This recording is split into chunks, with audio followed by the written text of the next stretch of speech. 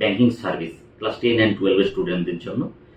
Banking service থেকে আমরা শিখে নেব what is bank, role of banking, number 3 types of bank, number 4 what is cash credit, what is types of bank account, what is e banking and what is credit card. এই বিষয়গুলোর উপর আমরা knowledge নেব।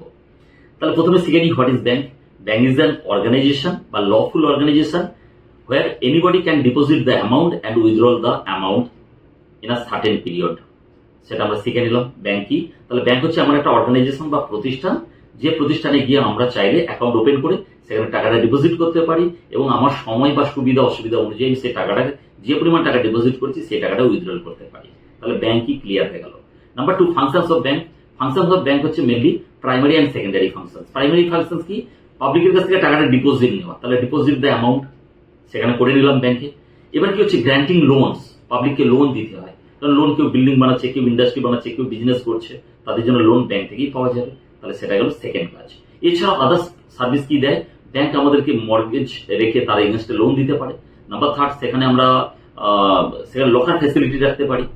Another bank আমাদেরকে others financial service দেয়, যেমন mutual fund by করা, যেমন সেখানে আমাদের ইন্স্যুরেন্সকে বাই করতে হেল্প করে। তাহলে এই কাজগুলো আমাদের ব্যাংক করে থাকে। এবার আমি আসবো types of bank. Bank mainly 4 types. Number 1 central bank of India. সেটা কি করে? ব্যাংকার অফ দ্য ব্যাংক। সমস্ত ব্যাংকগুলো কিভাবে রেট অফ ইন্টারেস্ট অ্যাপ্লাই করবে, কিভাবে টাকা ডিপোজিট নেবে, ওটা ডিউটি আওয়ার্স হবে, তার রেট অফ ইন্টারেস্ট কি হবে, everything control by the RBI অর্থাৎ central bank of India. Central bank সেটা কি হচ্ছে? গভর্নমেন্ট যে পাবলিকের কাছ থেকে ট্যাক্সটা বা রেভিনিউটা কালেক্ট করছে, করার পর সেখানে জমা থাকে এবং সেখানে ডেভেলপমেন্টের জন্য সেখান থেকে ইউজ হতে থাকে। তাহলে সেন্ট্রাল ব্যাংকে গিয়ে আমরা চাইলে কোন রকম পাবলিক অ্যাকাউন্ট ওপেন করতে পারে না। এটা banker of the bank or government of the bank বলা হয়ে থাকে।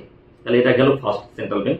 নাম্বার 2 হচ্ছে কমার্শিয়াল ব্যাংক। কমার্শিয়াল ব্যাংক কোনগুলো? যেমন state bank of India, PNB, সেখান থেকে আমরা দেখতে পারি পিএনবি আছে, আইসিআইসিআই আছে, এইচডিএফসি আছে, এগুলো সবই হচ্ছে কমার্শিয়াল ব্যাংকের মধ্যে পড়ে। এছাড়া আছে অ্যানাদার হচ্ছে ডেভেলপমেন্ট ব্যাংক, যেটা সিডবি আছে, ন্যাবার্ড আছে। এরা সম্পূর্ণভাবে কাজ করে থাকে রুরাল এরিয়ার জন্য, ডেভেলপমেন্টের জন্য, এগ্রিকালচার অ্যান্ড কটেজ ইন্ডাস্ট্রির উপর মেনলি ফোকাস দিয়ে থাকে। অ্যানাদার আরেকটা হয়, সেটা হচ্ছে কোঅপারেটিভ ব্যাংক। যখন কোঅপারেটিভ ফর্ম করে তাদের সেম অবজেক্ট নিয়ে ওই সোসাইটি যখন ব্যাংক ওপেন করে এবং এগ্রিকালচার অ্যান্ড রুরাল এরিয়ার ডেভেলপমেন্টের জন্য সেখানে পাবলিক অর্থাৎ যারা ফার্মার অ্যান্ড আদার্স তাদেরকে সেখানে চাষবাসের জন্য ফাইন্যান্সিয়াল সাপোর্ট দেয় এবং সেখান থেকে একটা ইন্টারেস্ট তারাও আর্ন করে থাকে। বাট কোঅপারেটিভ ব্যাংকের মেন মোটো থাকে সোসাইটির ডেভেলপমেন্ট করা। বাট আদার্স যেগুলো কমার্শিয়াল ব্যাংক আদার্স, সেগুলো ব্যাংকের ডেভেলপমেন্টের জন্য তারা মেনলি ফোকাস দিয়ে থাকে। এটা আমরা শিখে নিলাম। নেক্সট শিখি what is cash credit. Cash credit means একটা অপশন যেটা ব্যাংক কনজিউমার অর্থাৎ আমি তুমি সবাইকে প্রোভাইড করে, যারা বিজনেস হোল্ডার, যাদের কারেন্ট অ্যাকাউন্ট আছে, তার এগেনস্টে সেই ক্যাশ ক্রেডিট লোনটা পাওয়া যায়। সাপোজ ফর এক্সাম্পল আমার কাছে 1 লাখ রুপিস অ্যাভেলেবেল আছে অ্যাকাউন্টে, আমার দরকার 2.5 লাখ, সঙ্গে সঙ্গে তো পাবো না। তাহলে সেই মুহূর্তে আমার কি করা দরকার? ক্যাশ ক্রেডিটের জন্য অ্যাপ্লাই করা। এবার যদি আমার ক্রেডিট স্কোর বা আদার্স ডকুমেন্টেশন সব ঠিকঠাক থাকে, তাহলে আমি সেখানে হয়তো ফর এক্সাম্পল 5 লাখ আমাকে ক্যাশ ক্রেডিট লিমিট পেলাম। আমার ইউজ করার দরকার 2.5 লাখ, আমার অ্যাকাউন্টে রয়েছে 1 লাখ। তাহলে 1.5 লাখ যেটা এক্সট্রা আমি অ্যামাউন্ট ওখানে অ্যাভেলেবেল থেকে আমি ইউজ করলাম, যতদিন ইউজ করলাম ততদিনের জন্যই আমাকে ইন্টারেস্ট দিতে হবে। এখানে কোনো লকিং পিরিয়ড নেই যে আমাকে এতদিন আমাকে ইউজ করতে হবে বা এর আগে আমি সাবমিট করতে পারবো না। That is called the cash credit. এবার আসি types of bank deposit account. Bank deposit account mainly 4 types হয়। Number 1 savings account, number 2 current account, number 3 হচ্ছে রেকারিং, আর নাম্বার 4 হচ্ছে ফিক্সড ডিপোজিট।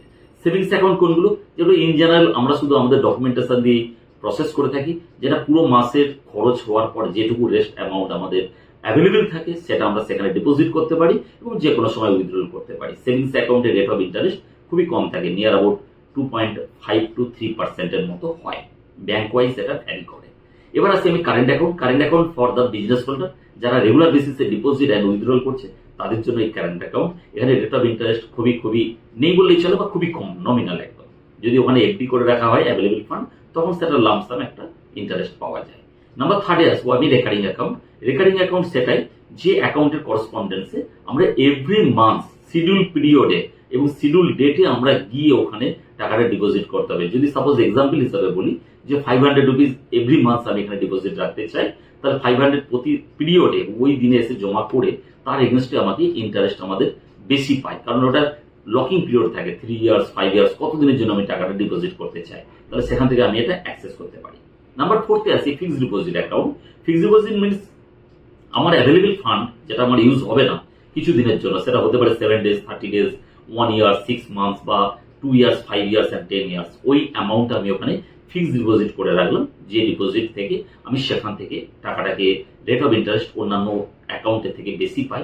নিয়ার অ্যাবাউট আজকের দিনে অন্যান্য ব্যাংক ওয়াইজ ভ্যারি করে, তবুও আজকের দিনে মোটামুটি 7% রেট অফ ইন্টারেস্ট পাওয়া যাচ্ছে। That is call the fixed deposit account. অর্থাৎ লকিং পিরিয়ড থাকছে যে 3 years or 1 year এর জন্য। লাস্ট টাইম চলে আসি what is e banking. E banking means একটা ইলেকট্রনিক কন্ট্রোল দ্বারা, যেটা সেখানে নেট অ্যান্ড ওয়াইফাই আমরা ইউজ করে মোবাইল ব্যাংকিং অ্যাপস ইউজ করে সেই ব্যাংকটা ইউজ করতে পারি। অর্থাৎ সেই ব্যাংকিং অ্যাপস রান করে কারোর ডিপোজিট নিচ্ছি অথবা তাকে টাকা ট্রান্সফার করছি। That is call the E banking. এখন আজকের দিনে আমার যদি এক্সাম্পল হিসেবে বলি যে আমার এসবিআই অ্যাকাউন্ট আছে, এসবিআই অ্যাপস থ্রু আমি অন্য ব্যক্তি এ বি সি কাউকে না কাউকে টাকা ট্রান্সফার করছি এবং তারা যে টাকা আমাকে পাঠাচ্ছে সেটা আমি চেক করা, অর্থাৎ পাসবই অ্যান্ড আদার্স ফেসিলিটি সম্পূর্ণভাবে এখানে ই ব্যাংকিং এর মধ্যে পাওয়া যায়, সেখান থেকে আমরা অ্যাক্সেস করছি। তাই এটা একটা ইজিয়েস্ট ওয়ে হয়ে গেছে। আগে যেমন একটা ব্যাংকে উইথড্রয়াল অ্যান্ড ডিপোজিট করতে গেলে অনেকটা সময় চলে যেত, ব্যাংকে গিয়ে লাইন দেওয়া অ্যান্ড আদার্স, সেটা ই ব্যাংকিং এর ফেসিলিটির জন্য আমাদের অনেক সময় সেভ হয় এবং সেখান থেকে আমরা সার্ভিসটা ইজিলি অ্যাক্সেস করতে পারছি।